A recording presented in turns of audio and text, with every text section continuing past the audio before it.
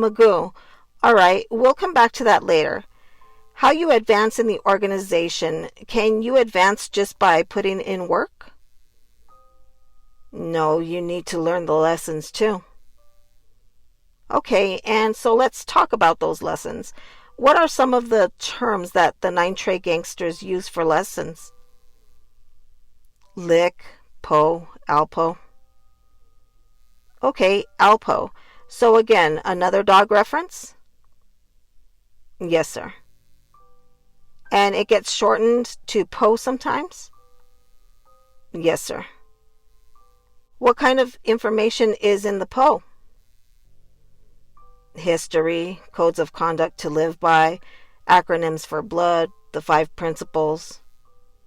All right, so when you were putting in work and learning your po to move up, does being violent help or hurt your ability to move in the organization? It helps. And why does it help? Because it means it lets people know that you're willing to put in work for the organization. All right, tell the jury what role does respect play in the Nine Trey gangsters? It's the biggest rule. Respect is the biggest rule. And respect from whom? Who has? From everybody. I'm sorry? Everybody has the respect. All right, so people outside of the gang? Yes, sir. People lower than you in the gang? Yes, sir. All right, and what if one Nine Trey is disrespected? What's the result on the overall organization? Everybody disrespected. If a non-Nine Trey pulls a gun on a Nine Trey member, is that considered a sign of disrespect? Yes, sir. What's the proper response by the gang member in retaliation? Pull the gun out on him and use the gun. And if gang members can't get at that person who disrespected him, what are other appropriate targets under your organization? Get the closest one to him. Like who? Mother, wife, child, sister, aunt, brother. Is there anyone off limits when the Nine Treys are trying to settle a disrespect problem? No, sir. Okay, tell the jury, is there any restrictions on who can become a Nine Trey member? Yes. Who can't get in? White people. Okay, who else besides white people? Spanish people, homosexuals. What about women? Can they be in Nine Trey? Yes, sir. Do they have a similar ranking system? Yes, sir. Was that always the case? No, sir. What was the original women's ranking system? I'm sorry? They couldn't rise past the rank of captain. Are you saying that there's a glass ceiling, a captain, that women could not, yes, sir, rise above? And when did the Nine Trey gangsters get rid of this restriction that let women advance as they pleased? Like 04, 05? Do the Nine Treys have a financial structure? Yes, sir. And to be a member in good standing in the Nine Treys, do you have to pay any money? Yes, sir. What is the term for that money? Kitty, the dog fund. All right, how about the term baby? What was that? The kitty or the what? The dog fund. Doll or dog? Dog. Dog fund. Okay, are you familiar with the term baby love? Yes, sir. Is that analogous to the kitty or the dog fund? That's money, yes, sir.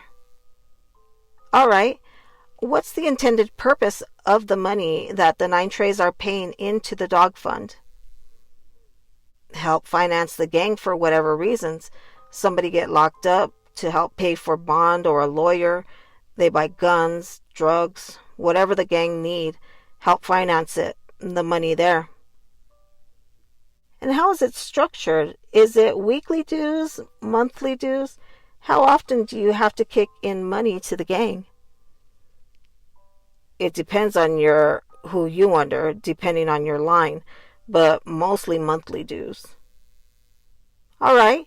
And how much were your monthly dues when you were in the organization? $31 a month. And is there a significance to that, the $31? The rules, it was under the 31 rules and regulations first. All right, and who did you pay this baby love to? I paid it to the treasurer. And who was the treasurer? At that moment? Yeah, in the beginning. I don't remember the name it was. Well, how about their rank? What rank was the treasurer? Like sergeant or lieutenant? All right. Over time, did you pay baby love to different members of the Nine Trey? Yes, sir. And did that depend on what rank you were at that time? Yes, sir. Okay. Who normally collects for the line? The 5-star. The 5-star. All right. Mr. Van, what happened if you don't pay? You be violated. So let's talk about this concept of violation. Is being violated in the Nine Trey something that's serious? Yes, sir. And are there a range of punishments or just one punishment for violating? It's a range of punishment depending on the violation. So let's start with the lowest level punishment. What's the lowest level punishment that can be inflicted upon a member for a transgression? 5 love. So explain the concept of 5 love to the jury. 5 love is when you can't give no member a handshake and you have to put your right hand on your heart. And is that to show respect to the gang at that point since you've messed up? Yes, sir. Let's move on from 5 love. What's the next most serious penalty? They can make you write down Poe history, lick, any number of times. So give the jury an idea. How long is the Poe that you have to write out as the punishment? Some might be half page, some might be a page or 2 pages, a page and a half, depending on the Alpo. Have you seen Alpo that's significantly larger than that? Yes, sir. In your time in the Nine Treys, did you ever transgress and have to write out the Poe? Yes, sir. How many times? Like 15 times, maybe. Okay, let's move on from having to rewrite the history as a punishment. What's the next level punishment up? The 31. And that's 31 seconds you get jumped again, but not like a jumped in, it's a violation. All right, so is it the same exact ritual as when you're getting jumped in as a new member? Yes, sir. So you're getting beat by 5 other people? Yes, sir. All right. What's the next most serious punishment in the organization? Death. Death? Death. And give the jury an idea. When can the death penalty be handed down? For snitching or homosexuality, betraying the gang? All right. Let's break that down. What does it mean to snitch, sir? Tell on anybody. Tell on anybody, not even got to be a gang member or anybody. Use a snitch, you get killed. Is testifying in a federal court snitching? Yes, sir. All right. And then the other things you said were homosexuals. You would be killed for that? Yes, sir. All right. So you told us for the kitty violation, if you didn't pay it, would be something like a 5-love violation? Yes, sir. What about for those collectors of the baby love? What happens to them if they mess up the gang's money? They got to reimburse it, and they might get a 31, and they keep doing it, and then they get kicked out. It's like stealing from the gang. And how serious is it to steal money from the gang? Depending on the amount, how much whatever the violate punishment will be. All right. Is another term for violation to dub someone? Yes, sir. Can those terms be used in violation? Yes, sir. If say to you, you're dubbed, what does that mean? That means I'm out of the gang. I've been violated. Are there punishments associated with being dubbed out of the gang? Yes, sir. We've been using different terms with each other, Mr. Van. Do the 9 Treys have their own language? Yes, sir. Okay. And as part of your PO, are you required to learn that language? Yes, sir. Why do the 9 Treys need a language? Why isn't English good enough? So we can communicate without other people knowing what we're talking about. So what is the language of the 9 Treys called internally by gang members? It's called bodes. Bodes. B-O-D-E-S? Yes, sir. But that's not a word, sir. Why is it called bodes? Because we replace the C with a B. So then it should be codes? Yes, sir. All right. Is that the common understanding of what a code is? Language that hides other language? Yes, sir. Tell the jury, why do you call it bodes? Because we replace the B with a C because we don't like Crips. So let's talk about who are the Crips. That's our common enemy. Your common enemy. All right. Would you say it's your arch enemy? Yeah. All right. So where do the Latin Kings fall in? They enemy too. All right. What about anyone who defies the will of the 9 Trey? They all are enemy. All right. And anyone who tries to do criminal activity in a 9 Trey controlled area? Yeah, they are enemy too. All right. And how often are you replacing out these C's with other letters in your language? Every time we talk to each other. All right. So if I thought you were crazy, what would I say? Brazy. And if I wanted you to call me, what would you do? Ball me. All right. How did you go about learning that language as you joined this organization? Some be written down, but most of it come from talking to people. All right. And how often when you were in the 9 Treys were you around other 9 Treys? All the time. And is that where you honed your language skills to understand them? Yes, sir. Do the 9 Treys use that language to determine who other 9 Treys are? Yes, sir. And explain that to the jury.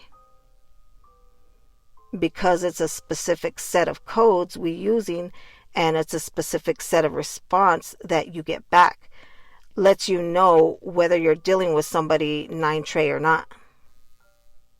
And what if I'm pretending to be a 9 Trey by look or my actions, but I can't deliver on those codes?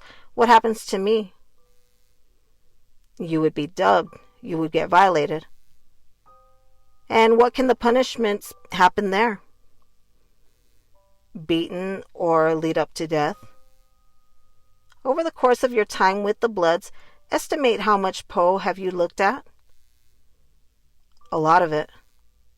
All right. And I want to show you what's been previously marked as Government's Exhibit 4-9B. Excuse me, did you say B or D? B as in boy, Mr. Woodward. Have you viewed that prior to coming to trial? Yes, sir. All right. And have you viewed documents like this in the past? Yes, sir. Your Honor, just a moment. I'm looking for the stipulation. I'd like to read Stipulation 15. All right, you may do so. It is hereby stipulated and agreed between the government and the defendants, Antonio Simmons, Nathaniel Mitchell, and Malik Lassiter, that Government's Exhibits 4-9A, 4-9B, which the witness is holding, Your Honor, and 14-8 are authentic copies of data extracted and kept in the regular course of business by the Federal Bureau of Investigation pursuant to Federal Rule of Evidence 803, subsection 6, extracted from Nathaniel Mitchell's lawfully obtained cell phone using a Cellbrite mobile synchronization data extraction tool. Your Honor, at this time I would offer pursuant to that stipulation 4-9B. That's admitted without objection. Mr. Van, if you could look at your computer screen, I'm going to pull up different parts of 4-9B, and I need you to explain them to the jury. Let's go to the first page. How is this Nine Trey stuff? It looks like a court case. It's a dummy page. All right, so explain that to the jury. Why do you guys have dummy pages? For people that is locked up. If you've seen it in like legal mail or like a legal document, the COs cannot read it. And why aren't COs allowed to read your legal mail? Because it could open a case and it's a legal documentation. All right, so what you're telling us, if you add these, make it look like a legal case and something else is on the inside? Yes, sir. All right. And does the Nine Treys have a term or abode for correctional officers? Yes, sir. And what is that? Whiptails, tick and fleas. All right. And what's the significance of whiptails? Because they punish dogs. Like, you go and do something wrong, you whip their tail. I see. And that's because you guys identify with dogs? Yes, sir.